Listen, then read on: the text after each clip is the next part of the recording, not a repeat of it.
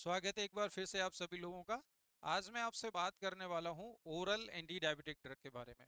Oral anti diabetic drugs क्या होती हैं, इनके डिफरेंट टाइप्स के बारे में बात करूंगा। साथ ही मैं इसमें शॉर्ट में मैं आपसे डिफरेंट टाइप्स ऑफ डायबिटीज़ के बारे में बात करूंगा और डिफरेंट टाइप ऑफ डायबिटीज़ के पॉजिटिव एजेंट क्या हैं, या ये कह सकते हैं किन कारणों से ये डिफरेंट टाइप्स ऑफ डायबिटीज़ होती है, इनके बारे में बात करेंगे। तो आइए सबसे पहले देख लेते हैं एक बार ओरल एंटी डायबिटिक ड्रग्स। तो जो ओरल एंटी डायबिटिक ड्रग्स होती हैं, आपको याद रखना है, diabetes is a chronic metabolic disorder characterized by high blood sugar level, that is hyperglycemia, either due to the inadequate production of insulin और resistant to insulin और बोथ। तो आपको जानने की जरूरत ये है, यहाँ पे सबसे पहले डायबिटीज की डेफिनेशन दी है। और डायबिटीज क्या है तो आप जानते हैं, डायबिटीज एक मेटाबॉलिक डिसऑर्डर है या एक मेटाबॉलिक सिंड्रोम है। और इसमें होता क्या है, chronic metabolic disorder characterized by high blood sugar. यानी डायबिटीज के केस में रोगी के ब्लड में, यानी रोगी के खून में जो शर्करा की मात्रा है वो ज्यादा हो जाती है, इसी कंडीशन को आप डायबिटीज कहते हैं।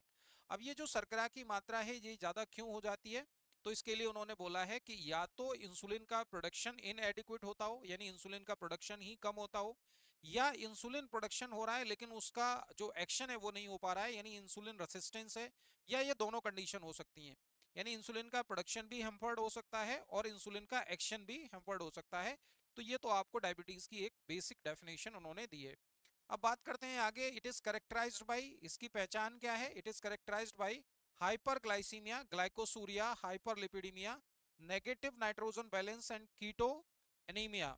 कीटोनीमिया क्या होता है, तो इसके लिए आप ध्यान देंगे, अगेन डायबिटीज का एक करेक्टरिस्टिक बताया है कि डायबिटीज के केस में हाइपरग्लाइसीमिया का मतलब जो शुगर है, जो ग्लूकोज है, उसकी मात्रा का बढ़ा हुआ होना। ग्लाइकोस यूरिया का मतलब यूरिन के अंदर ग्लूकोज का पाया जाना। नेक्स्ट है हाइपरलिपिडीमिया, तो हाइपरलिपिडीमिया का मतलब है ट्राइग्लिसराइड, कोलेस्ट्रोल, इन सब की मात्रा जब ब्लड में बढ़ी होती है, तो इस कंडीशन को हाइपरलिपिडीमिया कहते हैं।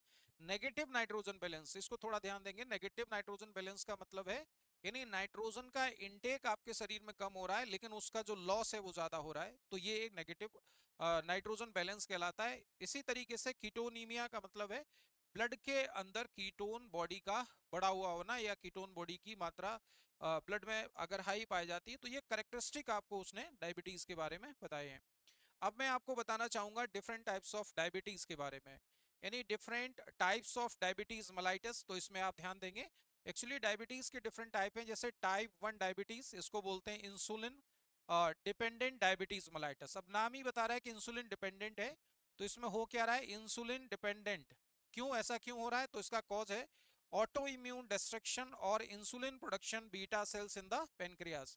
अब आप ध्यान देंगे कि जो आपकी डायबिटीज टाइप 1 है, या जिसे जुवेनाइल डायबिटीज कहते हैं या इंसुलिन डिपेंडेंट डायबिटीज मेलाइटस कहते हैं, ये कंडीशन वो है कि जिसमें आपकी जो इंसुलिन का प्रोडक्शन है वो नहीं होता है।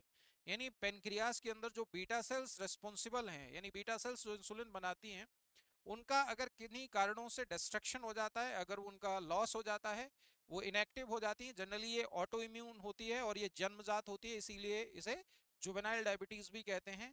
तो ऐसी कंडीशन में जो डायबिटीज क्रिएट होती है, यानी इंसुलिन बन ही नहीं रहा है क्योंकि बीटा सेल फंक्शनल नहीं है, तो इसको आप कहते हैं इंसुलिन डिपेंडेंट डायबिटीज मेलाइटस या डायबिटीज टाइप 1 या जुवेनाइल डायबिटीज। अब मैं आपको बताना चाहूंगा, नेक्स्ट है आपका डायबिटीज टाइप 2। अब ये टाइप 2 जो डायबिटीज है, इसको आप कहते हैं नॉन इंसुलिन डिपेंडेंट। कॉज क्या है नॉन इंसुलिन डिपेंडेंट, तो लिखा है insulin resistant cell fails to respond insulin properly combined with a relative insulin deficiency. Again very important, जो डायबिटीज टाइप 2 है उसको आप ध्यान रखेंगे कि इसमें इंसुलिन का प्रोडक्शन तो हो रहा है लेकिन इंसुलिन सेल के अंदर नहीं जा पा रहा है, यानी इसका मतलब जो सेल है वो इंसुलिन को रिस्पॉन्ड नहीं कर रही है, यानी इंसुलिन को एंट्री नहीं दे रही है, तो इसको बोलते हैं इंसुलिन रेसिस्टेंट क्रिएट हो जाना। तो डायबिटीज टाइप 1 और टाइप 2 में आपको ध्यान रखना है कि जो टाइप 2 है इसमें इंसुलिन बन रहा है लेकिन सेल के अंदर उसकी एंट्री नहीं हो रही है, इसीलिए वो ग्लूकोज पे एक्शन नहीं कर पा रहा है, इसीलिए इसको कहा जाता है नॉन इंसुलिन डिपेंडेंट, यानी ये इंसुलिन देने की जरूरत नहीं है, इसको ट्रीट करने के लिए आपको इंसुलिन नहीं देना है, ये बात आप ध्यान में रखेंगे।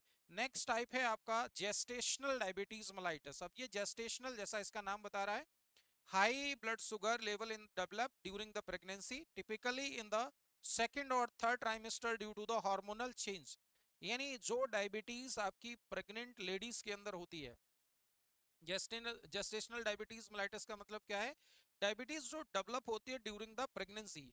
क्योंकि आप जानते हैं प्रेगनेंसी के दौरान बॉडी के अंदर बहुत सारे चेंजेस हो रहे होते हैं, खासकर हम बात करें जो हार्मोनल चेंजेस हो रहे होते हैं, उन हार्मोन्स की वजह से ब्लड शुगर की जो मेटाबॉलिज्म है वो डिस्टर्ब हो जाती है।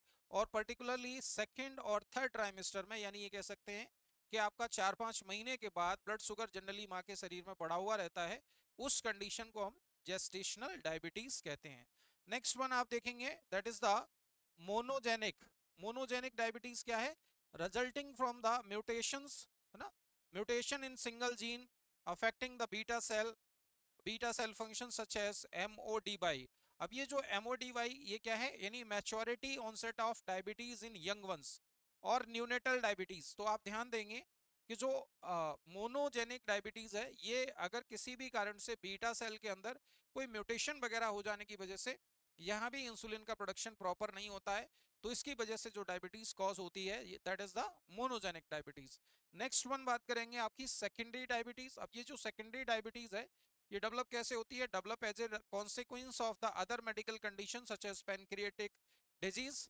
एग्जांपल पेनक्रिएटाइटिस है, हार्मोनल डिसऑर्डर जैसे कुसिंग सिंड्रोम है, या ड्रग इंड्यूस्ड है जैसे corticosteroid, certain antipsychotic medication, different type की मेडिकेशन के बारे में। अब आपको ध्यान रखना है सेकेंडरी डायबिटीज वो डायबिटीज है जो किसी अन्य मेडिकल कंडीशन की वजह से, किसी बीमारी की वजह से कॉज हुई है। एग्जाम्पल के तौर पर जैसे पेनक्रियाज में अगर कोई प्रॉब्लम हो जाती है, जैसे मान लो पेनक्रिएटाइटिस हो जाएगी, तो पेनक्रिएटाइटिस में पेनक्रियास सही से फंक्शन नहीं करेगा, यानी बीटा सेल सही से फंक्शन करेंगे नहीं करेंगी, तो यहाँ पर इंसुलिन की डेफिशिएंसी हो सकती है। सेम तरीके से आप देख सकते हैं कुछ अन्य बीमारियां हैं जैसे कुसिंग सिंड्रोम है, कई बार बहुत सारी ड्रग्स, कुछ दवाइयां ऐसी होती हैं जो आपके ग्लूकोज की साइकिल को डिस्टर्ब कर सकती हैं। जैसे एग्जांपल इन्होंने कॉर्टिकोस्टेरॉइड एंटीसाइकोटिक ड्रग दिया है, और स्टेरॉइड तो आप जानते हैं कि ये जनरली हाइपरग्लाइसीमिया कॉज करते हैं।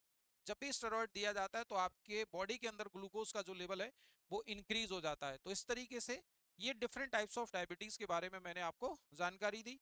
अब आइए थोड़ा आगे देख लेते हैं। नेक्स्ट वन इज द, यानी डायबिटीज के डिफरेंट टाइप्स के बारे में जानने के बाद आप देखेंगे that is the sulfonylurea, how they are defined. तो यहाँ पे कुछ ड्रग्स के बारे में मैं आपसे चर्चा करूंगा, और ये ड्रग्स कैसे हैं, कौन कौन सी क्लास की ड्रग है। तो जिसमें आप देखेंगे फर्स्ट जनरेशन में, इसमें आप देखेंगे टॉलब्यूटामाइड है, यानी फर्स्ट जनरेशन की जो ड्रग है टॉलब्यूटामाइड है। इसमें क्लोरप्रोमामाइड है, यानी क्लोरप्रोपामाइड है। सेकेंड जनरेशन में आप देखेंगे इसमें ग्लीबेनक्लामाइड है और ग्लीक्लाजाइड है, ग्लीबेनक्लामाइड और ग्लीक्लाजाइड है। ये ओल्डर यूजेस हैं, अभी इनका ज़्यादा यूज नहीं होता है। और थर्ड जनरेशन में जैसे ग्लीमीप्राइड है या ग्लीक्लाजाइड MR है, इन ये थर्ड जनरेशन की ड्रग हैं। डिफरेंट ड्रग्स के बारे में मैंने आपसे बात की। नाउ अब बात कर लेते हैं first generation agent not used. तो ये जनरली आज के समय में नहीं यूज होते हैं। मैकेनिज्म ऑफ एक्शन की अगर बारे में बात करें तो मैकेनिज्म ऑफ एक्शन क्या है, stimulate insulin release from the pancreatic beta cell by binding to the sulfonylurea receptors on the beta cell membrane, thus increase the insulin secretion. They also increase the number of insulin receptors and suppress the hepatic gluconeogenesis.